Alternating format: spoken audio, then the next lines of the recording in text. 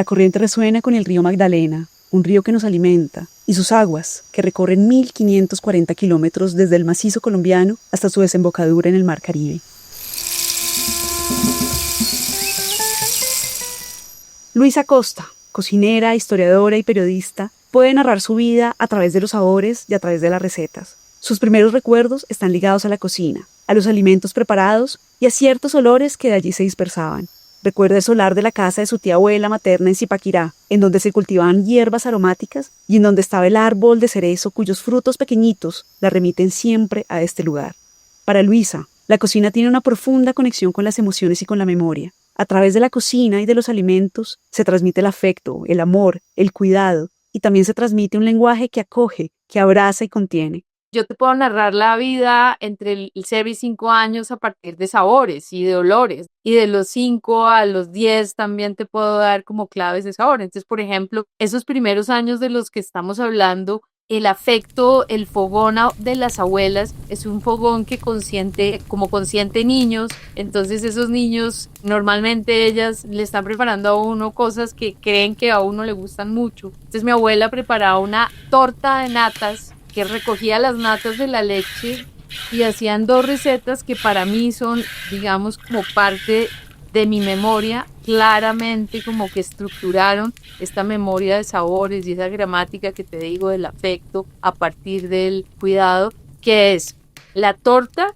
de natas de mi abuelita, que en vez de mantequilla, ella lo que hacía era que recogía la nata, la dejaba y esa nata con los días de la semana se iba poniendo un poquito agria y eso hace parte de ese sabor de esa torta de natas. Para darte una idea, la apariencia de esa torta era como la de una mantecada, solo que era mucho más esponjada, tenía más componente graso, era muy rica y ese saborcito que le daba esta leche que tenía ese toquecito agrio, pues hacía que fuera única, ¿no? Para nosotros, porque una torta comercial jamás se iba a parecer a lo que era una torta de natas de mi abuela. Y con la nata de esas cantinas de leche también hacían en mi casa, mi abuela nos enseñó a sacar las natas y hacer el tradicional postre de nata santafereña.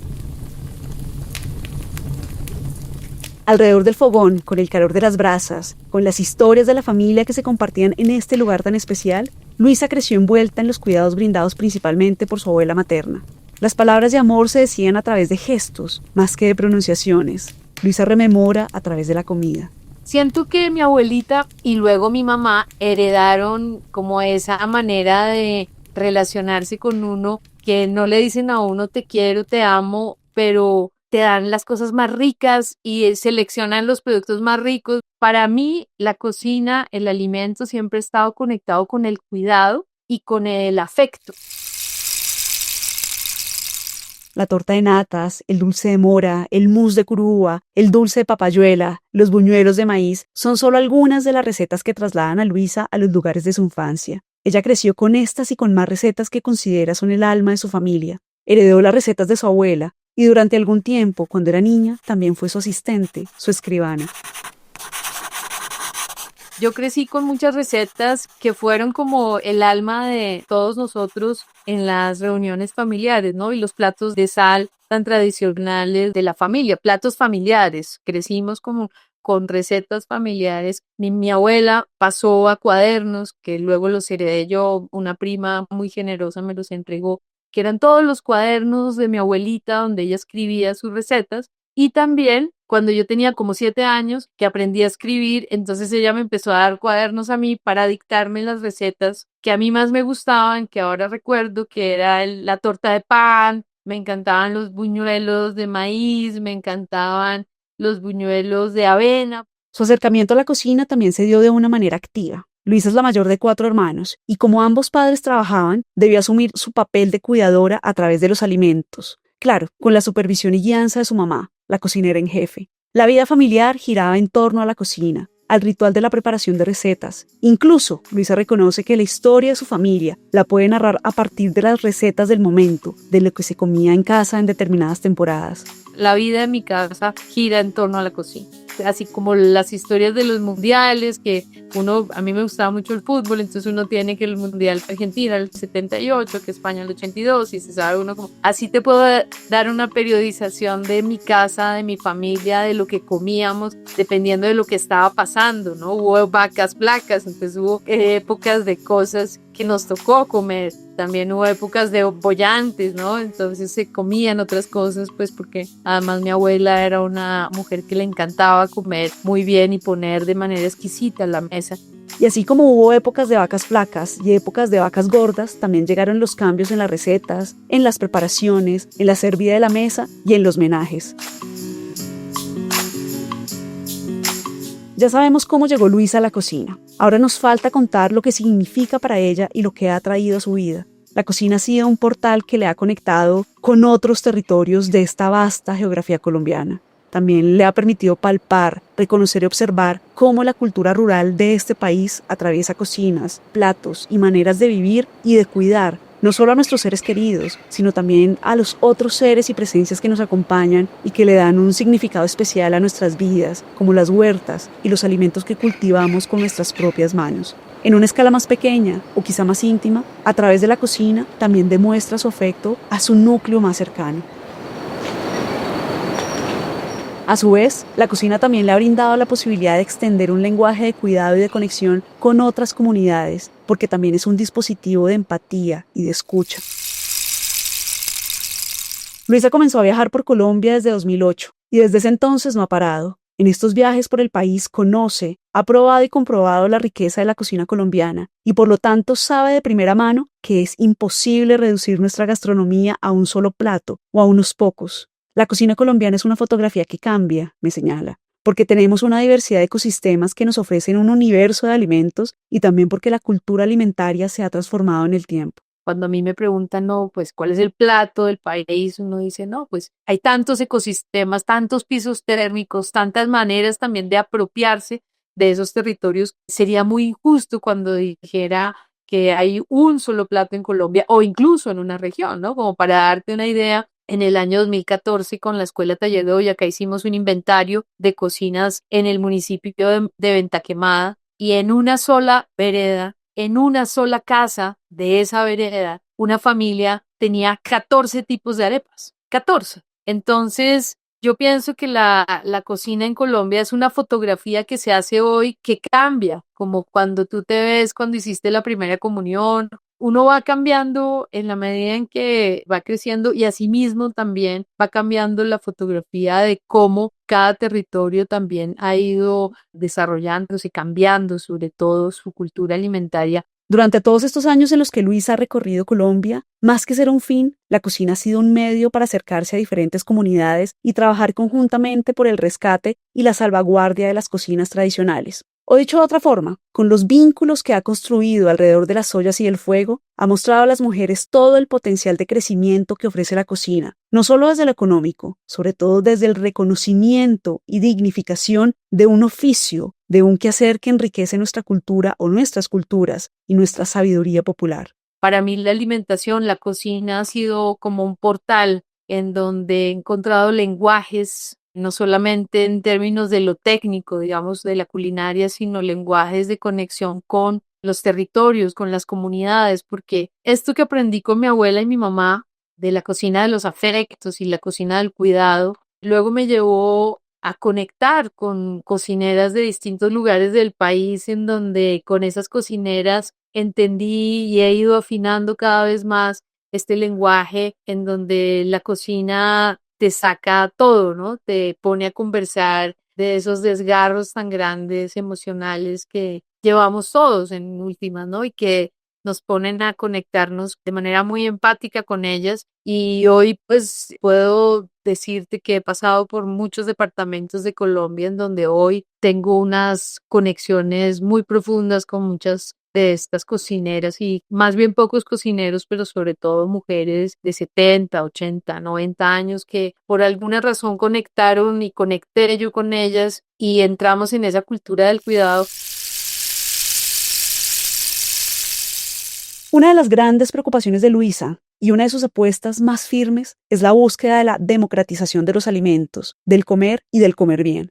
Este propósito es una respuesta a la forma en que se ha ido transformando la cultura alimentaria, que a su vez responde a las formas imperantes de comercialización y producción que reemplazaron a otras formas de relacionarnos como el trueque. Al final de cuentas, las lógicas del sistema capitalista no solo han permeado nuestros modos de producción y consumo, sino también la forma en que nos acercamos al otro, a los otros y a la forma en que nos vinculamos a un cuerpo social. En este sentido, el hambre es una horrible consecuencia y un fracaso rotundo del tipo de comercialización de los alimentos dentro del capitalismo. Hoy con una irrupción muy triste de alimentos que vienen de las fábricas y las industrias de la alimentación en detrimento de las biodiversidades y de los patrimonios bioculturales que poco a poco hemos ido perdiendo silenciosamente y que pues frente a eso nadie se pronuncia, ¿no? O se pronuncian de muchas maneras y tantas que hay como una incapacidad de resolver ese problema y pues muchas veces los problemas del hambre están relacionados con esa dependencia que se crea de estas nuevas maneras de comercializar que dejaron atrás los trueques, que dejaron atrás abundancias tan rotundas que te obligaban a intercambiar con el vecino, que me ha pasado a mí acá en la huerta, ¿no? Tengo tantos zucchinis en una semana y vuelven y nacen y vuelven y nacen y yo empiezo a dar zucchinis a todo el mundo. Ven, ¿por qué no vienes a comer que tengo muchos zucchinis? Hacemos muchas recetas de zucchinis. Voy donde los vecinos con zucchinis, llevo al mercado a vender zucchinis. Así los pescadores le hablaban a uno de unas abundancias en muchos ríos en Colombia, ¿no? En el río Maracas, allá en Becerril, Cesar. Era tanta la abundancia que uno llegaba y le daba a los vecinos y a cambio el vecino le daba a uno si había plátano, si había yuca, lo que fuera. Hoy no, hoy dependes de tener plata en el bolsillo para comer. Muchas comunidades están pasándolo muy mal porque esta precariedad de la vida cotidiana que está relacionada con el desempleo, tú ves que la gente no tiene que intercambiar porque no siembran. Y a la par con este sistema de producción y de consumo, las lógicas extractivistas en los territorios juegan su papel en el empobrecimiento de las comunidades, en la explotación y destrucción de la biodiversidad, que se justifican bajo la sombra de un discurso del desarrollo y riqueza que en la realidad no llega a muchos lugares como La Guajira. Los wayuu hacen un esfuerzo terrible. Estaba donde una autoridad indígena la semana pasada que se llama Zaida Cotes tiene 12 hijos, 11 de ellos son profesionales y hablábamos algo que es increíble y es con qué esfuerzo ella mandó a sus hijos a las universidades, salieron de la universidad pero no consiguen trabajo porque son wayuu. Los chicos dicen no nos dan trabajo porque venimos de la comunidad wayuu, entonces ¿dónde vamos a conseguir trabajo? No tienen huertas, no hay huertas, entonces no hay agua tampoco, porque ya después de los 50, 500 metros, digamos, no consiguen agua, entonces tienen que traer una infraestructura mucho mayor. Entonces aquí hay toda una problemática en torno al cuidado del territorio, del agua y sobre todo de la comunidad. Entonces, si tú me dices hoy cómo se conecta el alimento con el territorio, cómo descubrí, cómo yo misma he ido constatando, caminando el territorio, cómo muchas familias se han ido encontrando con la precariedad cuando les han hablado de desarrollo y de progreso, ¿no? Cuando esto que traemos es el progreso de Occidente, esto nos va a mejorar la vida a todos, pero resulta que la empobrece. Entonces, gente que vive en un territorio como el departamento de La Guajira, de donde han sacado carbón, de donde han sacado gas, de donde hoy están sacando energía eólica de torres, hoy no tienen acueducto, no tienen agua potable, entonces lo básico, mientras que los productos que sacan de allí han llegado a muchos lugares del mundo fácilmente. Esta contradicción entre lo que se defiende en el discurso y lo que se encuentra en la realidad de las comunidades, Luisa también lo ha visto en el Amazonas, en el Pacífico, en los llanos orientales, en el Valle del Cauca, en el altiplano cundiboyacense y en otros lugares más en donde el progreso llega en forma de desempleo, pobreza, hambre y destrucción. ¿Cómo defender en la práctica los patrimonios bioculturales, esa herencia y ese conocimiento que reúne naturaleza, cultura y territorio en las comunidades frente al arrasamiento de modelos de producción extensiva como la caña de azúcar o la explotación de minería a cielo abierto o la misma extracción de petróleo? ¿Se puede reconciliar el progreso con las prácticas tradicionales relacionadas con la tierra? ¿Caben estas prácticas en este modelo económico? ¿O cómo leer los territorios y reconocer que en esas lecturas puede existir una respuesta que sea digna para las comunidades? El desarrollo no es el desarrollo. ¿Para quién es ese desarrollo? ¿A quién le conviene ese desarrollo? ¿Y por qué se empobrece cada vez más una comunidad cuando por cientos de años vivió en la abundancia, aún en el desierto? porque fueron comunidades que es en parte lo que yo he aprendido a hacer esas lecturas del territorio, porque donde se ve escasez no necesariamente hay escasez. Cuando tú vas al territorio de La Guajira y ves esos desiertos de la Alta Guajira, ves la vida del pastor de mar, que es el que está en el mar, porque hay comunidades guayú sobre el mar, hay comunidades guayú que están arriba en la Macuira, hay comunidades que están mucho más urbanizadas, más cerca de los centros urbanos. Tú ves las distintas maneras de vivir el desierto y ellos mismos leen esas abundancias en sus calendarios productivos del año. Pero con la llegada de nuevas maneras de ver la economía, de nuevas maneras de explotar el territorio, pues ellos se han ido empobreciendo, se han ido enfermando y también la lectura del territorio significa entender que esos calendarios productivos tienen unos tiempos y que nos acostumbró la industria de la alimentación a que todo es inmediato y es urgente y necesario y se paga lo que sea ya por el producto que tú estás buscando y nos hace perder esa perspectiva de los tiempos de la tierra, de los tiempos del agua, de los tiempos del viento, de los tiempos de la semilla, de los tiempos de la vida en general.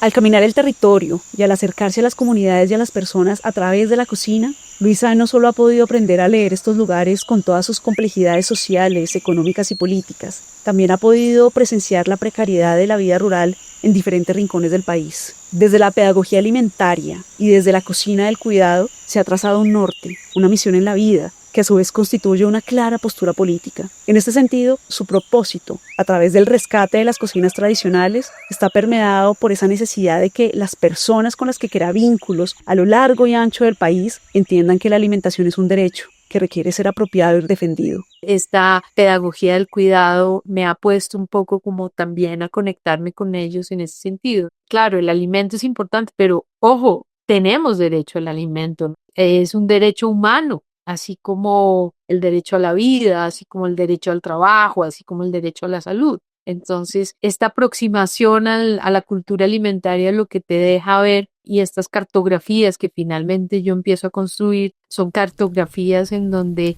no solamente veo las abundancias y los momentos de escasez, sino también los programas y las políticas transversales que cada vez más precarizan la vida de la gente y que frente a eso no hay un pronunciamiento fuerte, ¿no? La cocina es política, la cocina es cultura y la cocina es comunitaria. Luisa ha propiciado ejercicios de construcción de cartografías en el municipio de Honda, en el Tolima, que le han permitido identificar las épocas de abundancia y las épocas de escasez asociadas con los ciclos de la tierra, y a su vez le han permitido identificar la riqueza y disponibilidad de alimentos, los diferentes peces que se pueden pescar, las plantas comestibles que nacen en la vía, por mencionar solo unos ejemplos. Y no solo eso, estas configuraciones de cartografías en las que participa activamente la comunidad son una posibilidad para documentar el patrimonio culinario y para imaginar futuros y soñados escenarios como tener una subienda próspera, un río Magdalena saludable, una convivencia armónica con el entorno y un compromiso inamovible con el cuidado del agua. Por otra parte, las lecturas del territorio evidencian los cambios en la cultura alimentaria y el mismo papel que pueden jugar y que juegan los programas y las políticas gubernamentales, que no necesariamente van en sintonía con las necesidades de las comunidades. Con las lecturas del territorio se muestra que los cambios llegan no solo a la cultura alimentaria, sino también a las costumbres, tradiciones y al modo de vida. Y por allí siempre detrás aparece un discurso de progreso y desarrollo, que por ejemplo para el caso del Amazonas ha llegado en forma de deforestación y ganadería extensiva. La deforestación en el Amazonas y la manera en que nuestros pueblos indígenas en el Amazonas entran en una manera de vivir el territorio como si fueran llaneros, ¿no? Entonces ahora tienen paisajes en sus territorios del campesino llanero como si ellos fueran llaneros, oyendo joropos y bailando joropos y resulta que son pueblos indígenas con lenguas, con una vida cultural que ha tenido que ir cambiando y adaptándose a una vida muy diferente, entonces con una alimentación muy distinta, con carne, con leche, con huevos. Los niños no comen su alimento tradicional, tampoco hablan la lengua, están oyendo reggaetón. Su apuesta pedagógica parte de todo lo anterior y quizá en últimas se dirige a sembrar semillas en los niños y niñas para que aprendan los cuidados de la tierra, de los alimentos, para que valoren y se sintonicen con los tiempos de la tierra, de la cosecha, para que vean en el acto de cultivar una forma muy poderosa de resistencia y de vivir en comunidad y de construir vínculos significativos. Siento que es mucho más lindo que le regales a un niño semillas. Cuando un niño cumple 7 años, que está en su momento de romper, entrar en la conciencia, no regalen celulares, regalen semillas, ¿no? Regalemos flores que hemos cultivado nosotros, regalemos productos que están en nuestras huertas. Entonces siento que ese es el tipo de conexiones que yo hago, ese es el tipo de conexiones profundas, además, porque son relaciones que cultivo para la vida. Entonces la cocina del cuidado y de los afectos viene siendo una cocina que nos permite conectarnos con la tierra, con otros seres humanos y no humanos, con nuestra esencia, con nuestros linajes, con nuestra historia misma. La cocina de los afectos y del cuidado hace que nos conectemos con nosotros mismos y con otros. La cocina te pone en la complejidad del afecto, no en la banalidad. La cocina te lleva a no una complejidad en una connotación negativa. Nos han simplificado tanto la vida que hemos perdido, digamos, como las cosas más lindas que hay en la vida, que son las cosas complejas. Las cosas complejas me refiero yo a hay que trabajar en el cuidado. El cuidado no se compra, no es algo que es prepago y ya. El cuidado es algo en lo que tú todos los días trabajas, como todos los días ir a regar la huerta y todos los días ir a ver si tienes más huevitos allí de caracol o de babosas, o también ver si tu planta le nació una hojita más, o si tu breva va a tener otra fruta, ¿no? Eso es el cuidado. El cuidado no es pasar derecho y no darte cuenta que el breo se murió y volver y decir, ay, hay que comprar un jabón que se nos olvidó el jabón. Es decir, totalmente desconectados de lo que estamos viviendo, ¿no? Y así con el cuerpo. Dentro de la cocina del cuidado surge ese lenguaje común del afecto que se comparte a través de los alimentos. Y en estas conexiones significativas que se crean, aparece una inquietud sobre cómo dignificar el oficio de la cocina que en su mayoría realizan las mujeres, cómo romper imaginarios ligados con este oficio, desde el respeto y desde el reconocimiento de espacios y derechos. Primer paso, que nos respete nuestros espacios, que nos respeten nuestros derechos, que podamos hablar y exigir que de acuerdo a nuestra edad y a nuestra trayectoria y a nuestra experiencia, se nos respete nuestro saber. Si la señora Mercedes dice que la chira está así porque cuando la masa hace esto, la masa compensa y le dice a uno, usted no pone en duda eso. Usted le cree a la señora Mercedes Londoño porque ella tiene 40 años de experiencia haciendo chiras porque aprendió con su mamá y aprendió con su abuelita. Entonces, esa dignificación tiene que ver con la validación del otro desde su espacio cultural, social, o bien femenino o bien masculino. Hay que respetar y romper esos imaginarios sobre lo que el otro quiere y lo que yo le voy a resolver al otro, que finalmente se vuelven asistencialismos. Y no necesitamos asistencialismos. Hay unas pobrezas femeninas que hay que atender y eso lo he entendido yo claramente en estos años de trabajo, porque son distintas las pobrezas femeninas de las masculinas, porque somos nosotras las que tenemos los hijos, somos nosotras las que nos quedamos con los hijos. ¿Esto qué quiere decir? Que estamos en un mundo en el que está la mujer en un lugar en el que tiene que todos los días pelear por unos derechos, mientras que los hombres se los ganaron históricamente. La tierra es el comienzo de los tiempos y de la vida, me dice Luisa cuando le pregunto por su huerta y lo que se siente cultivar sus propios alimentos. La tierra la pone en sintonía con sus 5 sentidos. La conecta con un universo que tiene su propio lenguaje y ha sido su principal maestra. Su huerta le ha enseñado los tiempos de la tierra y le ha dado libertad. Para Luisa, cultivar es un acto político y de resistencia ante una manera de consumir y es también una forma en la que se conecta con otros. Es lo más emocionante que hay, es lo más poderoso. Asistir con custodios de semillas a intercambios, traer tus semillas, eso lo viví en octubre, lo llevo viviendo varios años. Venir con tus semillas y llegar a tu huerta, alistar tu tierra, que es lo que te hablaba antes de los tiempos de la tierra, los tiempos del agua, los tiempos de las semillas, y es vivirlos en carne propia, entendiendo que la tierra es la maestra, ¿no? La tierra te recibe, te pone a arreglar esa tierra para que haya fertilidad. Ahora mismo, antes de esta entrevista, estaba cosechando tierrita para unas plantas que estaba trasplantando. Entonces la misma tierra te dice, ya puedo hacerlo. Hay unas señales. Uno en la inmediatez del mundo contemporáneo pierde la visión de muchas señales, de muchos síntomas, de muchas banderas rojas o banderas verdes o banderas amarillas, en donde se ven cosas que la gente ya no ve, que nadie ve. Y cuando uno tiene una huerta, tiene ya que entrar en esa manera de ver en la que hay síntomas, hay señales, hay alarmas, hay alertas. La sensibilidad de los 5 sentidos e incluso de tu propia intuición que te conecta con unas verdades, con unas noticias que tú tienes de tu tierra, de tu territorio. Entonces, para mí la huerta significa eso, significa la conexión con un universo que tiene unas narrativas que por muchas razones, por muchas soberbias, por muchas arrogancias hemos dejado de escuchar. La huerta también ha sido su laboratorio pedagógico para realizar talleres con niños y niñas en los que les enseña a sembrar y cosechar, pero sobre todo ha sido su salvavidas y el ejemplo perfecto para defender una reforma agraria integral. Porque mucha gente podría estar viviendo en sus tierras que perdieron y que no las tienen y que la huerta me ha salvado también en momentos difíciles, como por ejemplo el año pasado que tuve en segundo semestre un momento, digamos, duro en términos de la gestión que yo hago cultural y de recursos y viví de mi huerta. La huerta me salvó a mí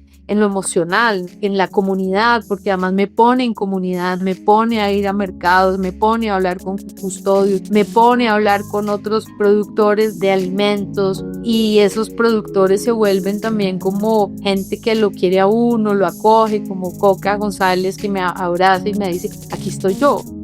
Esta inquietud por una reforma agraria integral va a la par con la pregunta sobre la democratización del comer bien. En un país en el que aún en pleno siglo XXI mueren niños de hambre, ¿cómo democratizar el acceso a la comida sana? ¿Cómo democratizar el comer bien? Y la respuesta siempre llega en clave de comunidad y participación comunitaria. Desde el trabajo que yo he venido haciendo de recorrido por distintas regiones del país, trabajando directamente con campesinos, con pescadores, pescadoras, con cocineras, cocineros, siento que hay que crear como una estrategia con unos ejes transversales que tienen como acciones muy concretas. O sea, como que lo primero para mí sería hacer como un mapeo cultural alimentario, como de biocultural de la alimentación. Un mapeo participativo en donde uno encuentre las causas y las consecuencias del estado actual, donde la gente cuente qué necesita, qué es lo que le ha pasado, qué es lo que tiene, una foto actual de lo que le está pasando, para establecer como una especie de diagnóstico a través de un trabajo participativo. Eso de escribir las cosas desde los escritorios de los entes nacionales y regionales, eso no puede seguir ocurriendo. Eso de mandar carrotanques de agua vacíos al desierto, eso no puede ser. El primer paso es hablar con la comunidad, decir, bueno, ¿cómo resolvemos el problema del agua potable? ¿Y qué necesitan para que haya agua potable? Por decir algo, para la Guajira, pero así para el Pacífico, pero así para el Amazon, el altiplano cundiboyacense, los llanos orientales. Y ahí hay una acción que yo siento que es súper importante, que es como unas medidas en torno a la producción local y a la soberanía y autonomía alimentaria. Por eso es que yo hablo de reforma agraria integral. Luisa lleva trabajando muchos años con la comunidad de Honda. Ha liderado diferentes iniciativas en las que se encuentran el arte, el diseño, la arquitectura, la biología, la cocina y otros saberes como la pesca. El eje confluye en los alimentos y en todo aquello que activa la comida. Pero si bien la cocina ha sido un vehículo, un saber e incluso un método, su objetivo siempre son los vínculos y las personas. Y aquí damos la vuelta al círculo. Volvemos a las mujeres, a su oficio en las cocinas, a sus tareas de cuidado y a la reivindicación de sus derechos, al reconocimiento de su sabiduría y a que el cuidado también nos pertenece, no solo desde el dar, sino desde el recibir. Desde la cocina se genera magia y se genera cuidado, y en estos espacios de afecto y de compartir aprendemos que hacemos parte de un solo sistema, y que por eso mismo el cuidado también implica conectarnos con la tierra, con sus frutos y con otros seres con los que compartimos esta casa común que es única. La conexión más importante que yo he venido haciendo en la cocina es la conexión del cuidado, de cuidarnos entre todos. Porque así como mis abuelitas, mi tía abuela, mi mamá, me cuidaron y yo cuidé a mis hermanos y luego cuidé a mis parejas y luego cuidé a mi hijo y luego cuido a mi gato Orión y a Magdalena, que es mi perrita con la que ando siempre. El cuidado desde la cocina te lo enseñan en Tadó, en Chocó. El cuidado te lo enseñan en la comunidad de Santa Sofía, allá abajo en el Amazonas, las comunidades de San José del Guaviare, los cubeos. Estas mujeres todo el tiempo están en función del cuidado.